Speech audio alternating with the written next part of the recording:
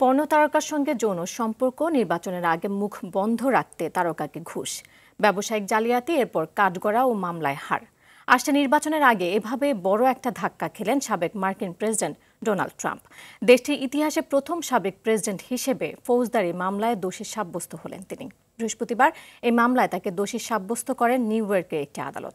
আসন্ন নির্বাচনে ব্যাপক প্রভাব পড়ার সম্ভাবনা। ফারুক হোসেনের রিপোর্টে দেখুন বিস্তারিত।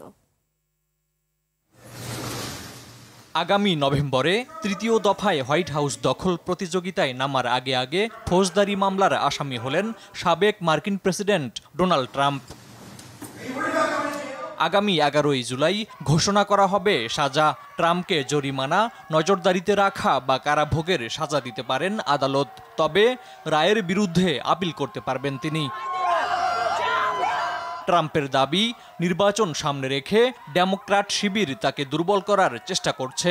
বৃহস্পতিবার রায় ঘোষণার পর আদালত থেকে বেরিয়ে বিষয়টি তার জন্য মর্যাদাহানিকর বলে উল্লেখ করেন ট্রাম্প। আমি খুবই নির্দোষ একজন মানুষ।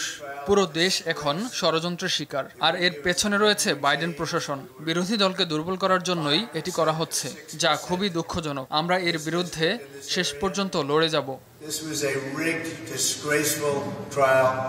দোষী সাব্যস্ত হলেও ট্রাম্প এবারের প্রেসিডেন্ট নির্বাচনে লড়তে পারবেন।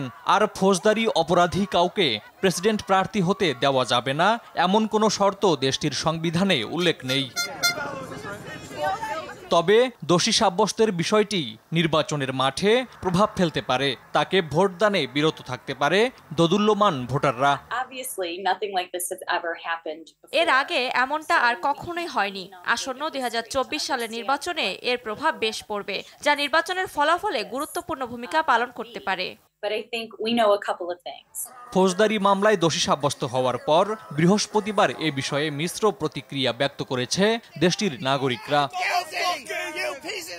2016 সালে প্রেসিডেন্ট নির্বাচনের আগে যৌন সম্পর্কের বিষয়ে মুখ বন্ধ রাখতে পর্নো তারকা স্টর্মি ড্যানিয়েলসকে ঘুষ দেওয়ার অভিযোগে ট্রাম্পের বিরুদ্ধে মামলা করা হয়। মামলায় ওই ঘটনা ধামাচাপা দিতে বিভিন্ন নথিপত্র জাল করার অপরাধে সাবেক এ মার্কিন প্রেসিডেন্টকে দোষী সাব্যস্ত করেছেন নিউ ইয়র্কের একটি আদালত।